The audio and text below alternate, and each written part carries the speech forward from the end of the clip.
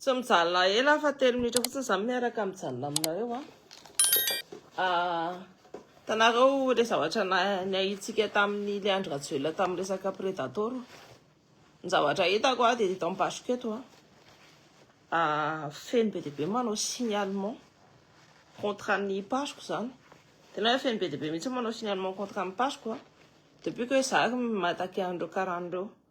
Sûr savoir ko c'est pas encore avéré fa reo ko manana Predator sady tady tsara fa tellement nanao tellement mihitsy tamin'ny fitondran'le Rajoelina reny zay mahagagana amin'ity fitondrany ty fa maninona ty fitondrany ty tsy manenjika mihitsy Andrileasina ny Eritrea nefa tellement tena nanao collaboration araka tamin'le Andry Rajoelina tamin'ireny fotoana ireny mbola misy nareo ataondrareo surekoty ary mbola manao surekoty olona le tellement reo. Donc ny tenenako an'izay koa tamin'ny dilanina gadrandrareo reny dia tsy hoe gadranitra fa natao hoe convocation reny tamin'ny dilanina reny dia ina no nisy nalaindrareo ny telefona fa rehefa avy eo dia nisy bug ny telefona ny dilanina tsy tadidjereo tsara ny arao tsara ny rehefa andehan'le zavatra iny fa nisy bug zarazarao sura za fa mbola manana Predator io tellement io fa vao manentsy an'ireo karahanareo fotsiny vao miteny zavatra momba an'ireo surtout indry le Eritrea, indry le Akbar Ali, indry le Djabar Ali, indry le Galiba dia miteny anareo fa tonga dia bloqué indry le nasa électronique et tout ça tonga dia bloqué zany feno signalement directement savezan'ireo manana arme de destruction massive orienté contre le peuple malagasy. Aveleniko aminareo hoe tanareo iny logiciel Predator iny arme de destruction massive.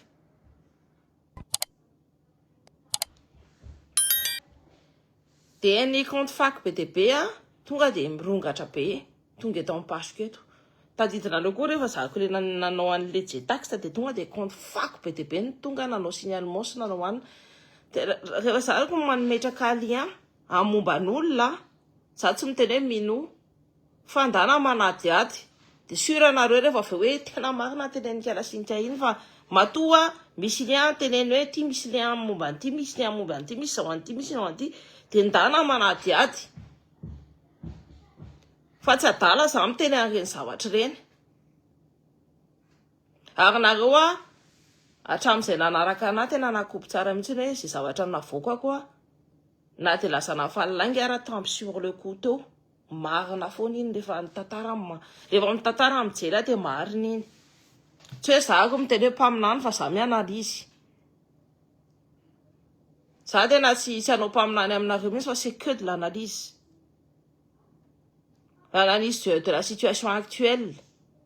Rehefa zako menomenina momba an'io gouvernement dia mandana manontany tena fa aza manao fanatika momba an'io présidence io dia ndana manontany tena dia aza manao fanatika momba le Jetax dia dana jereo fa manina ty kalasinga ty miteny momba an'iny tsy matony anarany invoky iny BDB dia misy antony zay ao ambadika ao. Il y a une raison. Bon, je vais dire en français maintenant.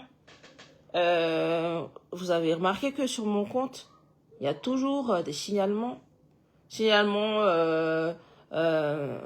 En fait, ou bien des comptes fake. Et en fait, n'oubliez pas que Telma a collaboré avec Leandro Rajoelina quand il a apporté le logiciel Predator. Donc, c'est Telma qui a donné les numéros de téléphone et c'est Telma qui a fait que beaucoup de gens ont été emprisonnés lors du règne de Rajoelina. Cependant, pourquoi on n'enquête pas sur Telma? Pourquoi le gouvernement n'enquête pas sur Telma? En fait, on sait que Leandro Rajoelina, il était dans le système, c'était l'élément le plus perturbateur du système. Cependant, il n'y avait pas que Leandro Rajoelina. Il y a tous ces oligarques-là qui tirent Madagascar vers le bas. Et eux, ces oligarques, ça fait depuis les années 60 qu'ils sont là. Ça fait depuis les années 60 que leur famille pille Madagascar. On fait quoi? Ils ont maintenant le logiciel Predator, visiblement, parce que, regardez bien, quand Ilan a été arrêté, directement, on a pris son téléphone à un moment, et directement, son téléphone a bugué, etc. Sa page a bugué. Vous vous êtes pas posé la question pourquoi? C'est peut-être qu'il y a le logiciel Predator. Et le logiciel Predator, c'est pas un logiciel comme ça. Hein. C'est un logiciel, c'est une arme de destruction massive. Ce logiciel, c'est une arme de destruction massive. Et pourtant, bah, ça se voit que Madagascar reste toujours sur écoute. Madagascar n'a pas à être sur écoute. Nous, quand on a demandé la liberté d'expression, il faut respecter ce que le peuple a demandé. Alors, je ne sais pas quelle est sa position sur ce point, mais en tout cas, elle est en train de poursuivre Leandre Aswell à la Cour pénale internationale. Du coup, c'est pour ça que je vous dis, il faut faire attention, il faut bien lire il faut analyser et tout. Par contre, quand je dis quelque chose, la plupart du temps, les gens ils disent ouais, mais de toute façon, celle-là, elle ne dit que des choses fausses. C'est pas. La plupart du temps, je ne dis pas que des choses fausses. Je ne dis pas des choses fausses, justement. C'est l'histoire qui nous montre qu'en fait, j'avais raison sur tous les points. À chaque fois que j'avance quelque chose, j'avais raison sur tous les points. Il y a une manifestation le 3 décembre. Allez-y, demandez à ce que le méga il soit décent. Déjà, dès que le méga soit décent. Et est-ce que ces oligarques ne se cavent plus sur nos terres? Et si la France travaille encore avec Madagascar, dites-vous que c'est 80% des entreprises, à Madagascar, ce sont toutes des entreprises françaises, 80%. Et ils sont même pas chez eux. 80% des entreprises sont françaises. Les oligarques, alors là, je pense que c'est 100% des oligarques qui sont français. Parce que ces Karana-là sont de nationalité française. Enfin, ces oligarques-là sont de nationalité française. Donc, à vous de voir, est-ce que vous voulez rester sous le joug de la France, ou est-ce que vous voulez vous lever et demander votre souveraineté et se battre pour votre souveraineté? Parce qu'il faut se battre pour notre souveraineté maintenant, là. Voilà. C'est bon, je vais partir là. Et le prix des carburants aussi. Chauvena, c'est encore la famille héritier. On fait comment? Est-ce qu'on va toujours être lié, pieds et poings liés par ces gens-là qui ne respectent pas le Malagasy, visiblement, ne fait que se gaver et va se développer ailleurs, en Afrique. D'ailleurs, je conseille à tous les pays africains qui accueillent ces gens-là, de faire super attention. Parce qu'ils sont pas là pour votre bien. Ils sont pas là pour votre bien. Voilà. Très bonne journée. C'était juste pour une petite piqûre de rappel. Rivotra ny masoandro ny afo tany fanahiny cette planète bien alignée. Voilà. Et tany fanahiny tenanareo ihany.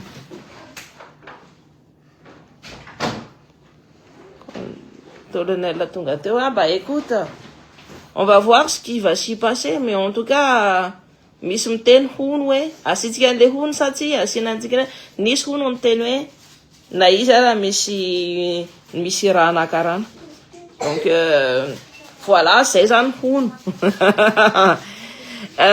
Bon, je vais vous laisser. Très bonne journée, bon courage daholy.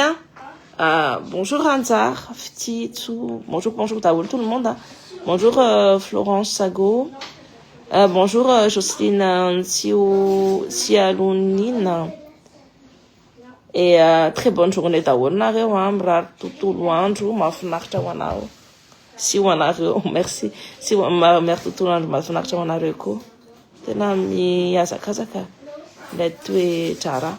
miazakazaka be fa tsika tsy zalony de tsy anaiky mihitsy hoe ro contrat les contrats volobe iny ka injana be iny mamatotra atsika en colonie française le iny mbola amalitra atsika en colonie française le iny firy milliard no payena aminjareo de eritreretindry hoe mbola misy an'le hoe AFD l'agence française de développement ina nandalanao tsy angalatra amintsika indray de modèle zay volany ame vola réel il y a jamais dites-vous il y a jamais raha ohatra hoe mbola vazaha tsisy cadeau gratuit zany il y a toujours une grosse et une énorme contrepartie à côté. Ce qui est bizarre, c'est que eux qui proposent et disposent et tous ceux qui veulent,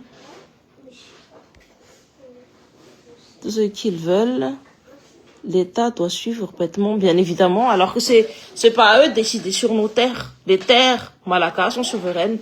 Regarde bien, oui, mais on a parlé en off, les îles éparses. Et écoute-moi, moi, président de la République, je vais faire Inata. Je suis...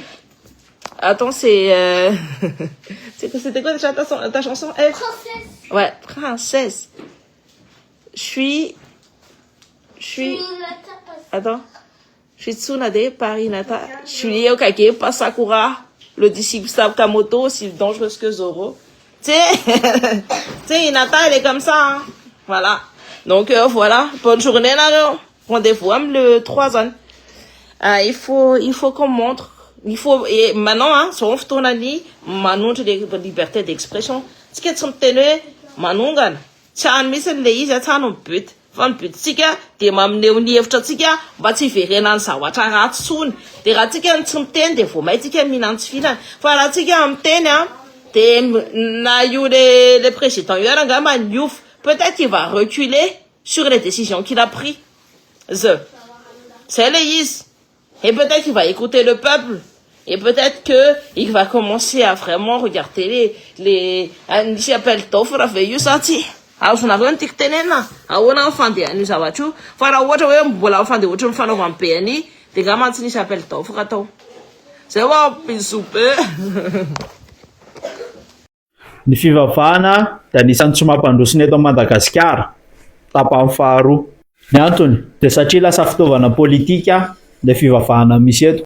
Satria maro be ny kristianina eto Madagasikara ary le kristianina teneniko eto le manaraka ambokiny. Ireo tsy afaka manao analyse fa ireo tena fanatika amin'ny resaka fivavahana. De zay teo filoham-pirenena rehetrarehetra zay te hanana influence politika de mody miditra amin'ny resaka fivavahana. Ohatra, isaky miteny le filoham-pirenena teo aloha de andiny soratra masina kely foana mba tantarainy manao propagande izy de miaraka amin'ny andiny soratra masina nefa politika le zavatra atao. De satria tsika maro ny kristianina fanatika de lasa mino an'izay lazainy. Anaromana ny ratsy atao fotsiny nefa le soratra masina zay lazainy. Firenena ave zao nalatsaka ilahany andavaka ohatra de ny tenin'Andriamanitra zay teneniny lany anarina an'izay. Rehefa avy nangalatra le zoky anankiray zay de mamonjy fiangonana anankiray mandeha mivavaka. De robo daholo indray vahoaka malagasy mahafinaritra ty filoham-pirenena ty. Misy zavatra mitady hitovy amin'izay mitranga eto Madagasikara amin'izao. Ara-tantara rehefa nikaroka amin'ny mpanjanantany hoe ahoana ny fomba handemena saina ny afrikanina mainty hoditra. De ny fivavahana, ny kristianisme zany no hitany moyen rapide ahatongavana amin'izay zavatra izay. Tsy miteny akory hoe tsy marina io fivavahana io ary tsy miteny hoe tsy misy zany, tena misy io ary afaka inona tsara veriko foana zay. Fa io fivavahana io rehefa raisina fitaovana politika de lasa fandemen-tsaina eto amintsika izy amin'izao. Satria Jesosy afrikanina de manakaikikaiky kokoa atsika afrikanina de mora kokoa mampita an'le message.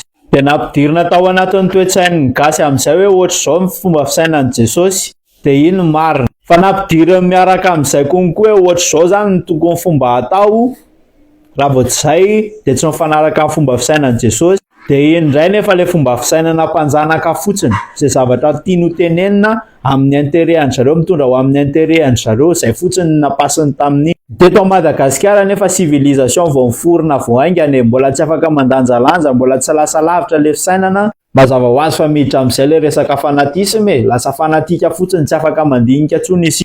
Anairako ny sainareo ohatra, amin'ny fomba ahoana nanaken'ny saina ohatra hoe olona vazabe avy any andafy tonga eto Madagasikara dia mahita antsika mamadika kirakiran'ny razambe mamadika milalao faty dia tonga dia miteny avana izy hoe tsy mety io zavatra ataonareo io, manao misampinareo. Dia izany ve ohatra dia hoeken'ny sel fotsiny. Rehefa mino ianao, rehefa kristianina ianao dia afaka inoana izay zavatra izay ary tena tokony hanaraka an'izay ianao. Fa ny olana amin'ny fanatika tsy voatery ny olona rehetrarehetra akory no mino, tsy voatery ny olona rehetrarehetra akory ny kristiana. Malagasy alafa eto Madagasikara ohatra fa ilahy mipino kristianina. Dia sahala miteny amin'ny malagasy mitovy tamin'ny mpiray-tanindrazana milahy miteny hoe fanompo sampinareo dain manilikilika.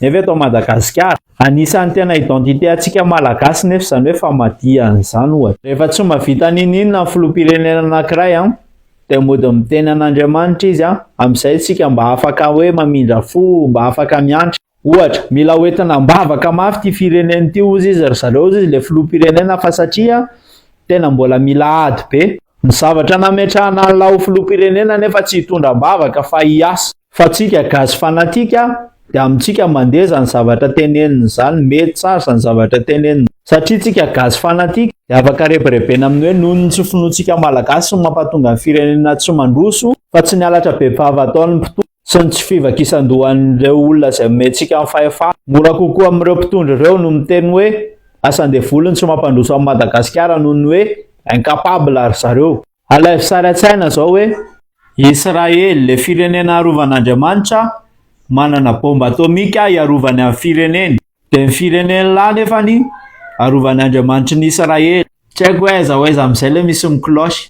Tokony hety izany, tokony hety izany. Raha isika rehetrarehetra ny tena mino an'Andriamanitra, tena mivavaka, fa tsy izay ilay zava-misy eto e. Dia aza forsenao amin'izay konko fa tsy voatery ho izay io. Izay ny tsikere dia tia ny vahaolana.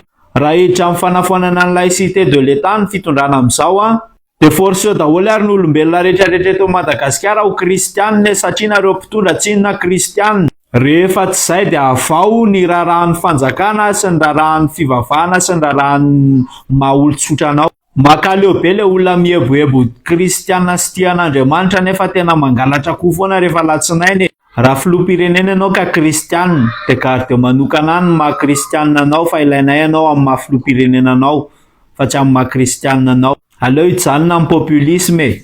Mbola voafetaka ilay zoky be any ambony any nareo amin'ny fanakonana ny ratsy ataonareo io ny fampiasana ny anarany. Tena kosa izany. Izay fa lava be, nday ilay retsy e.